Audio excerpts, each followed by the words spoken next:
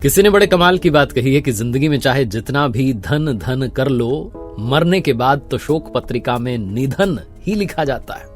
नमस्ते, मैं हूं आरजे कार्तिक। एक बड़ी छोटी सी कहानी है एक बूढ़े पक्षी की जो इंसानों की भाषा में बोलता था और ये बात दूर दूर तक पहुंच चुकी थी। उसकी ख्याति बहुत बढ़ चुकी थी। एक शिकारी को जब ये मालूम चला तो उसने अपने जीवन का लक्ष्य बना लिया कि उस बूढ़े पक्षी को पकड़ के लाऊंगा, अपनी कैद में रखूंगा, अपने पिंजरे में रखूंगा। इसी टारगेट को लेकर के वो जंगल में लंबी यात्रा पर निकल पड़ा और फाइनली वो उस बूढ़े पक्षी तक पहुंच गया।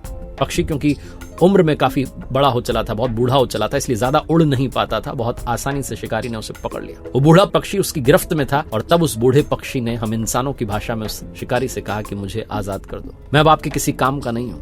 मेरी मधुरता जा चुकी है, मेरी आवाज में वो मधुरता नहीं है। पहले तो मैं गीत भी गाता था, अब गीत नहीं गाता हूं। मेरी आवाज कर्कश होती जा रही है, कठोर होती जा रही है। मेरी बोली कोई सुनना नहीं चाहता।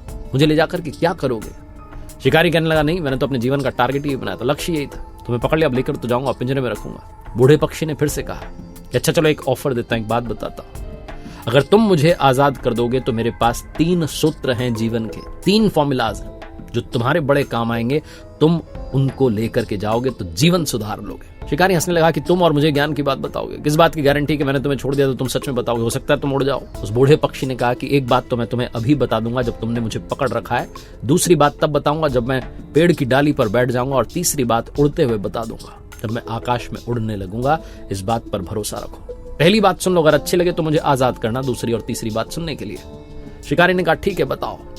उस बूढ़े पक्षी ने कहा कि पहला सूत्र यह है कि जीवन में जो बीत गया उसे जो लोग भुला देते हैं वो आनंद में रहते हैं।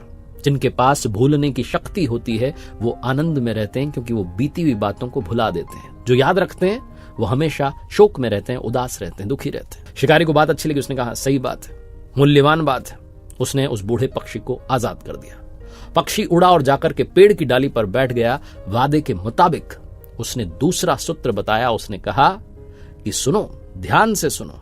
जीवन में कई सारे लोग तर्क विहीन बात पर भरोसा करते हैं। जो बात लॉजिकल नहीं है, इलॉजिकल है, उस पर विश्वास करते हैं और अपना जीवन बर्बाद कर लेते हैं। अपने जीवन को दुख में डाल देते हैं, शोक में डाल देते हैं। इसलिए कभी भी जो तर्क विहीन बात है, जिसमें कोई तर्क नहीं है, लॉजिक नहीं है, उस बात पर भरोसा नहीं करना चाहिए। शिकारी ने कहा, बहुत अच्छी बात है।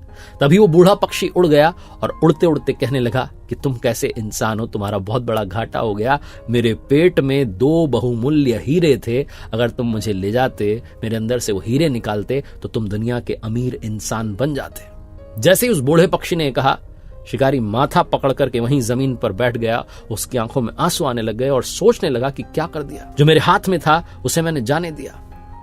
और बूढ़ा पक्षी वहीं चक्कर काटता रहा और हंसता रहा। शिकारी ने पूछा, हंस क्यों रहे हो?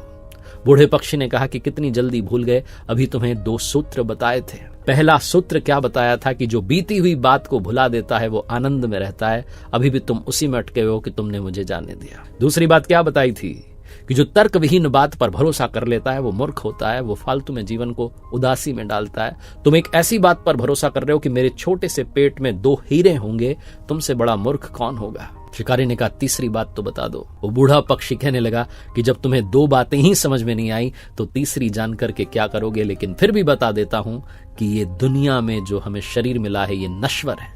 इसके लिए जो कुछ इकट्ठा कर रहे हो वो सब एक दिन नष्ट हो जाएगा और शरीर भी एक दिन नष्ट हो जाएगा। ये बोलते हुए पक्षी उड़ करके चला गया। बहुत छोटी सी कहानी है, लेकिन जीवन जीने की कला सिखाती है।